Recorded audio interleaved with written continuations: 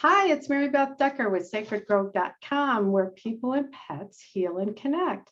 And today I've invited my good friend Anna Melara to come and talk about what I've been thinking is a very interesting topic is dog trainers, dog behaviorists, and animal communicators. How does that work?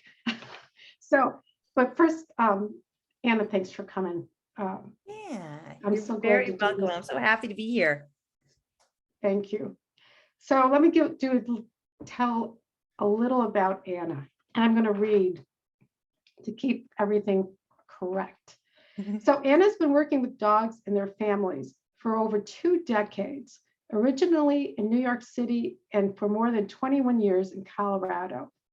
I've got to say that she has a business called Grace Dog Training and Behavior. So I don't forget. She's a certified professional dog trainer and member of the Association of Professional Dog Trainers and the International Association of Animal Behavior Consultants. I practiced this. She's advanced TAGteach certified. Now, whether she's teaching basic manners, agility, puppy socialization, potty training, or addressing a dog's aggression issues, Anna stresses to all of her human clients the profound importance that their gentle leadership plays in their dog's training. I love that. This is so lovely. But I have to ask first, what is TAGteach Certified, please? Yeah, it's actually not, it's not really dog training related, it's people training. And basically, so TAGteach is teaching with acoustical guidance. So basically it's clicker training for people, if you know what clicker training is. I do. And I'll give a little brief description of clicker training. Clicker training basically is capturing a behavior that a dog or any whoever you're training, whether it's kitties or lizards or horses, whatever the behavior is, capturing it by creating a sound, and it sounds just like a click. It's really all it sounds like. So you click exactly at the point that the dog, cat, bird, horse does the thing, and then it's a commitment that a cookie, a treat, some sort of reinforcer will follow. And so let's say you're teaching a dog to sit and they happen to park their fanny on the ground, you click and immediately deposit a cookie, have them follow you, and then they do it again and click and you give them another cookie and they're like, oh, I know how to make you make that noise because I know that that noise is followed by a cookie. And so that's clicker training for animals, but basically it's the same thing for humans.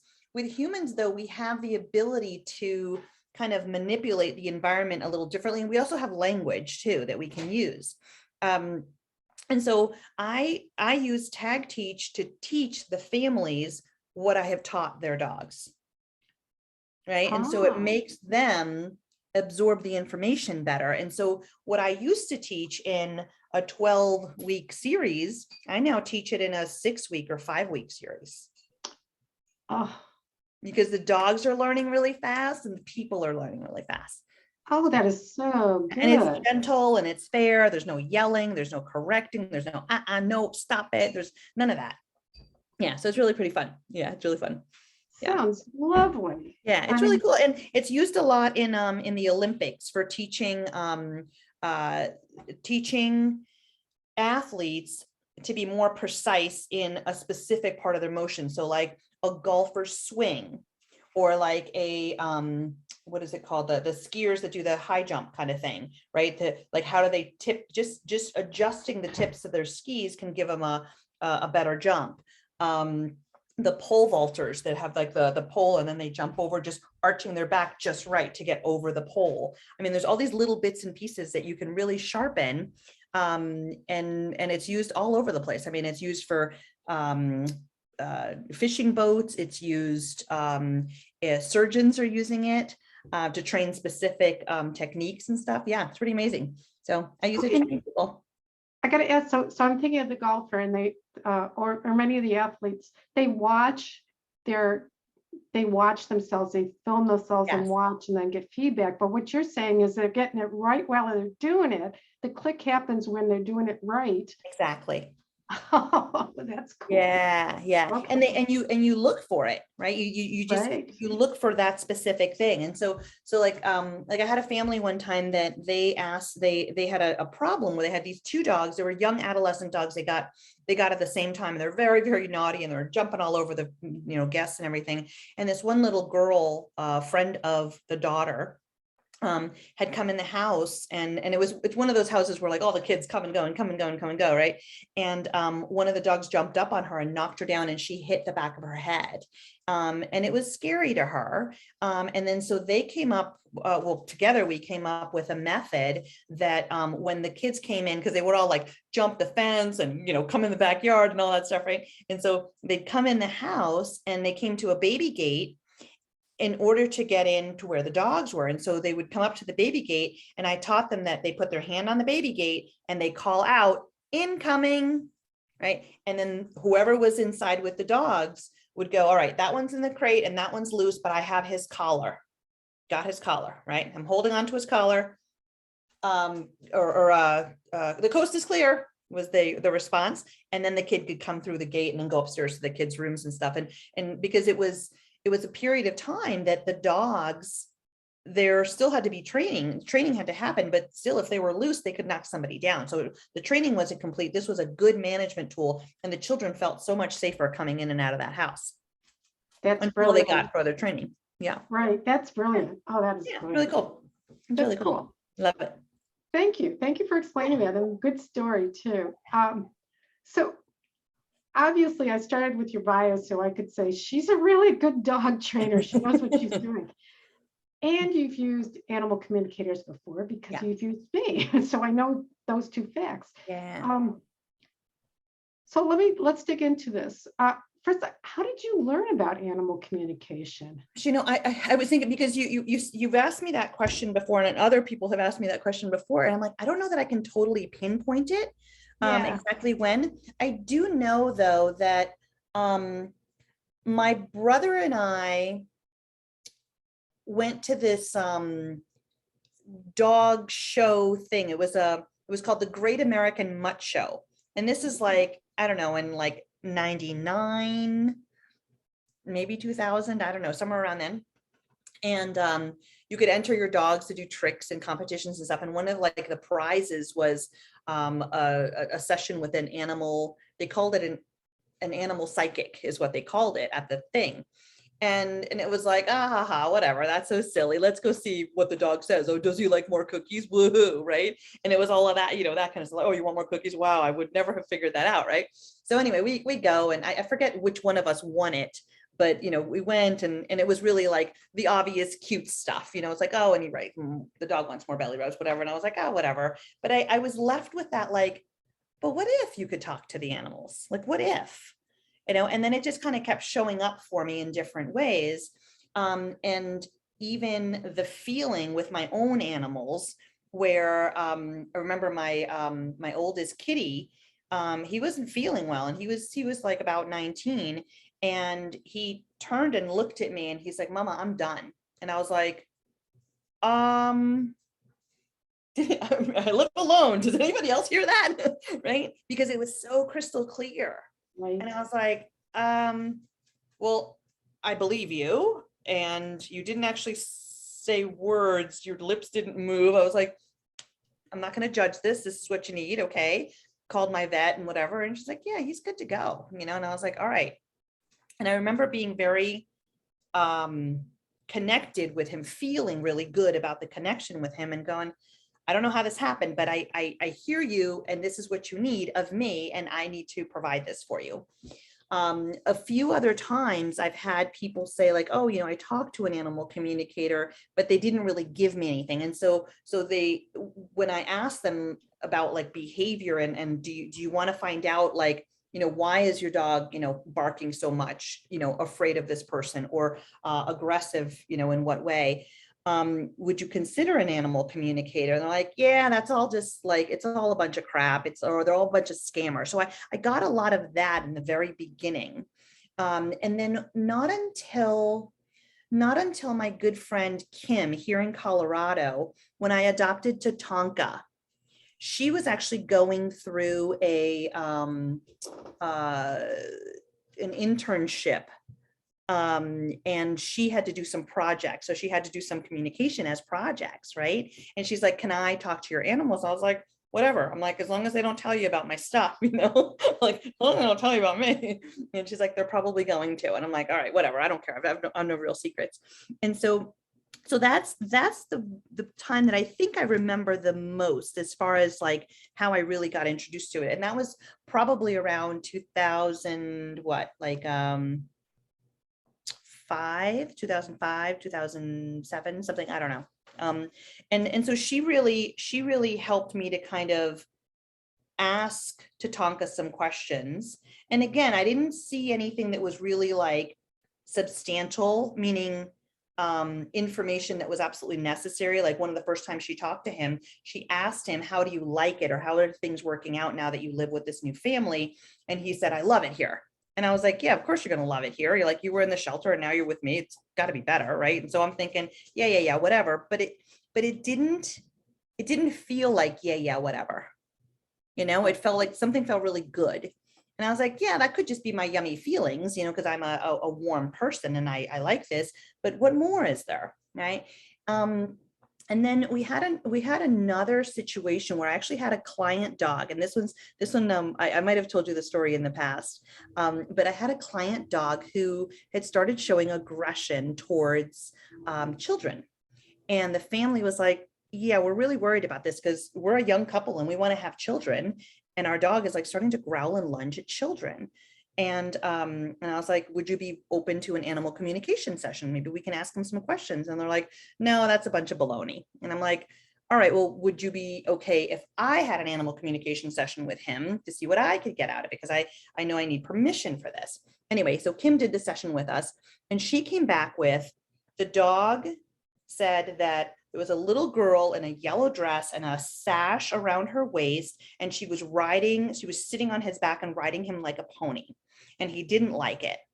And there was something about the girls in the dresses and stuff. Anyway, I relayed this back to the family, and the family's like, that's ridiculous. That never happened. Like, there's no such thing. And I was like, okay, I don't know. Right. And so a few days pass, and then the dad calls me up and he goes, what the hell? What? And I'm like, what happened? And he goes, we asked our friend that babysat him for over spring break, which coincided with Easter. And right. And he said, was he okay with the children and everything? And she said, oh, he was just lovely. He laid there, and the little girls, they were just after church in their Sunday dresses. They climbed on him and it was so lovely. They just rode him like a pony. Oh, it was just wonderful. And he was like, what? Isn't that crazy? It's making all my little hair stand up. Yes. But I was like, wow, amazing. And because he described it, Kim described the dress with the pictures that she got from the dog. And then the family described the dress almost exactly. Wow. This little yellow dress with the sash, and here's the picture. And I'm like, oh, right. And from then I was like, okay, there's something to this. Like, what? Wow. Right. That's great. That's great. So that was a really right? impactful one. Yeah. Absolutely amazing. So from then on, I was like, all righty, tell me more. So you kind of answered the question that I like, what made you a believer? Boy, that would make me, actually, right? That's what makes me a believer when I get the feedback. They're like, oh, I was accurate. Wow, that's pretty cool. Yeah. So let me go on to ask the question that maybe a lot of people, at least in my mind, would be asking is like, if you're a good dog trainer and behaviorist, what the heck are you moving over to ask an animal communicator? Aren't you supposed to fix everything? I mean, aren't you supposed to be good enough not to need any help? Or I'm being smart ass here, but no, and I get that too. I get that too, because I do receive that from families. They're just like, oh, that's ridiculous, or or can't we just do the training? I don't really need to know anything else. Like they'll give me all kinds of stuff, but, and I should say in the past, that's what's happened. You know, now I tend to attract those clients that are open to all the woo and all the juju, all the good juju and everything. But I do, you know, I have gotten, excuse me, in the past where people were like, why do you need to do that? You know? But my answer is, I don't believe that it just takes one person to fix a problem. I believe that everything from nutrition to communication to nurturing, you know, care, understanding, solitude, sniff walks. I mean, there's a variety of different things that help animals. And so like I have gosh, I've had like 3 this year that are dogs that are borderline euthanasia, that come from a rescue. They're like, Anna, you're our last hope. We need you to fix this dog. And so they'll come and stay with me. And sometimes they're just such a tightly wound, just angry mess of a dog. And they come into my house, and for the most part, I'm doing quote unquote nothing, right? It looks like nothing, but basically the dogs get crated, they get their meals, they get their fresh water and soft bedding, and we take them out for walks, and they sniff and they pee and they poop and they sniff and they check things out, and then they take naps, and there's music going, and there's yummy chewies and that kind of thing. And sometimes it's just decompression time that they need before I can say, all right, now let's train. Right. And so, and sometimes we'll say, let's do some communication. And we had a greyhound here for about a couple of weeks. And they were like, we're trying to decide if we should, what we should do with this dog. And he had multiple bites on his record. He came to stay with me. And all I did with him was take him out for walks. And every time we got him out of the crate, immediately we put a muzzle on him. He had definitely done damage on someone. So muzzle was required. And so we did all of this. And, you know, towards the end of his stay with me, I said to the organization, I said, I don't know that I accomplished that much, but what I will tell you is he's a lot more relaxed. He's a lot more bright-eyed and lively. He's more attentive. He does have his bite record, right? He does still have that, but I believe he's more trainable now. And so going from, do we euthanize this dog or do we train this dog? You know, and they came to me for training. And one of the things that I said right off the bat was, don't expect any new manners from him. Expect him to just be a little bit better. Right. But you know, I'm not going to say that euthanasia is off the table, but I believe that he's better. So now he's living in a family right now. He's in a home now with another dog. And they just sent me pictures of them laying on the bed, you know, butt to butt, you know, and hanging out. And this dog was not happy to be around other dogs.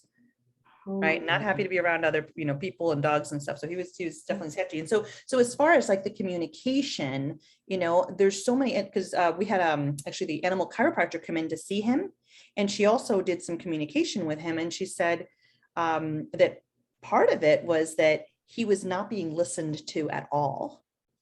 She said, nobody's listening to him. And so he's getting pissed off, and he's biting people. He's getting pissed off.